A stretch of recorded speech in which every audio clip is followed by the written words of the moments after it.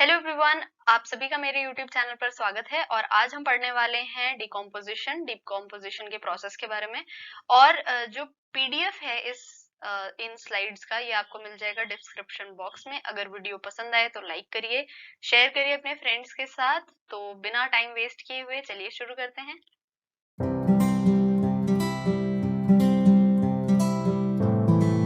पहले डेफिनेशन देख लेते हैं डिकम्पोजिशन की। तो डेफिनेशन कहती है कि ब्रेक डाउन होता है किसका, ऑर्गेनिक मैटर का, जो कि बहुत ही कॉम्प्लेक्स होते हैं, बहुत ही जटिल होते हैं। और उनका ब्रेक डाउन हो रहा है किसमें, सिंपलर इनऑर्गेनिक सब्सटेंसेस में।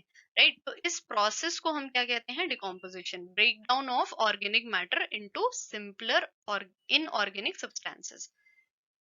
अगला देखते हैं कि स्टेप्स क्या क्या हैं डिकम्पोजिशन के। तो मेजरली 5 स्टेप्स हैं, 5 स्टेप्स में डिवाइड किया गया है। पहले स्टेप को बोलते हैं फ्रैगमेंटेशन, लीचिंग, कैटाबॉलिज्म, ह्यूमिडिफिकेशन और मिनरलाइजेशन।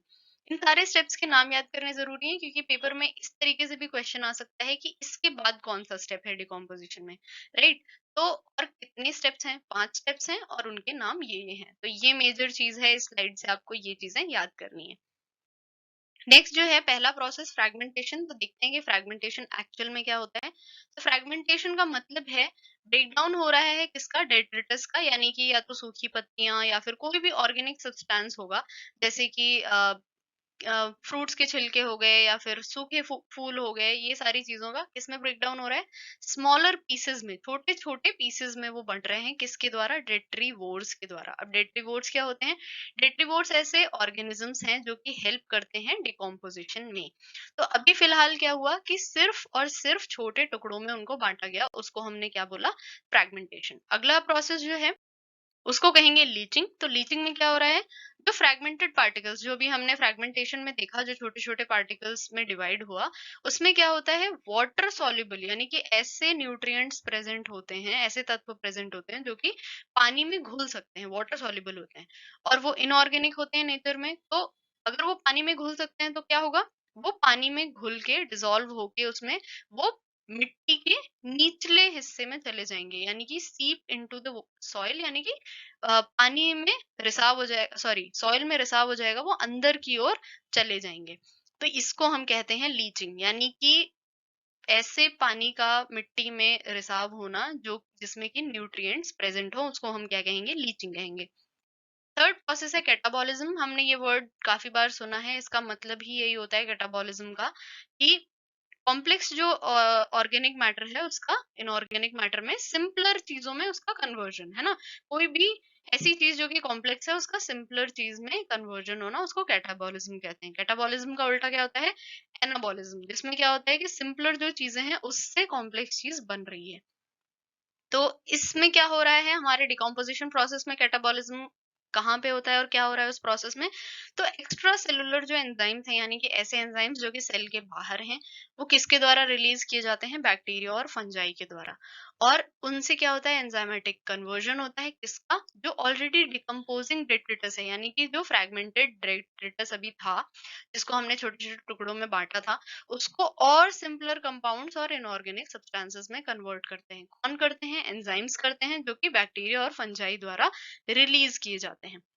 अब कुछ ऐसा दिखता है कैटाबॉलिज्म का प्रोसेस, यानी कि कॉम्प्लेक्स जो ऑर्गेनिक सब्सटेंस है वो एंजाइम्स की प्रेजेंस में किसमें चेंज हो रहे हैं, इनऑर्गेनिक सब्सटेंसेस में, सिंपलर कंपाउंड्स में चेंज हो रहे हैं।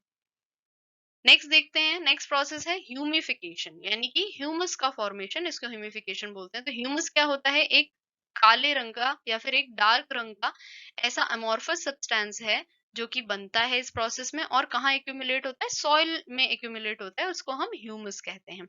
ह्यूमस की कुछ बेसिक प्रॉपर्टीज हैं। पहली प्रॉपर्टी ये है कि ये माइक्रोबियल एक्शन से रेजिस्टेंट होता है, यानी कि इस पर माइक्रोब्स का, सूक्ष्म जीवों का कोई भी असर नहीं होता है, जल्दी से काफी रेजिस्टेंट होता है ये। और दूसरी चीज ये कि ये धीरे धीरे इसका डिकम्पोजिशन होता है, यानी कि इसमें जो न्यूट्रिएंट्स प्रेजेंट हैं वो धीरे धीरे सॉइल में अ, छोड़े जाएंगे या फिर धीरे धीरे सॉइल में घुलेंगे। तो इससे इसको क्या कहा जाता है, रिजर्वायर ऑफ न्यूट्रिएंट्स, यानी कि इसमें न्यूट्रिएंट्स प्रेजेंट है, धीरे धीरे सॉइल में रिलीज होंगे। तो क्या होगा, प्लांट्स को ग्रो होने में हेल्प होगी। अगर एक साथ रिलीज हो जाएंगे तो क्या होगा, या तो सॉइल में ज्यादा न्यूट्रिएंट्स हो जाएंगे एक साथ, या फिर जो प्लांट्स हैं उनको अवेलेबल नहीं रहेंगे वो न्यूट्रिएंट्स ज्यादा देर के लिए। बट ह्यूमस बहुत ज़रूरी है किसके लिए? प्लांट ग्रोथ के लिए। तो अब आखिरी प्रोसेस है मिनरलाइजेशन का। इसमें क्या होता है? ये एक प्रोसेस है जिसमें कि इनऑर्गेनिक सब्सटेंसेस और न्यूट्रिएंट्स रिलीज होते हैं सॉइल में। तो यहाँ पर एक बात समझने की है कि मिनरलाइजेशन, उसके अलावा ह्यूमिफिकेशन और कैटाबॉलिज्म, ये तीनों एक साथ ही होते हैं। मतलब इनमें कोई अलग-अलग टाइमिंग नहीं है, ऑलमोस्ट एक साथ होते हैं। थोड़ा बहुत ऊपर-नीचे हो सकता है, बट ये प्रोसेसेस एक साथ होते हैं, तीनों एक साथ अगर होते हैं। तो अगर अभी तक आपको वीडियो पसंद आ रहा हो तो लाइक बटन ज़रूर प्रेस कर दीजिए।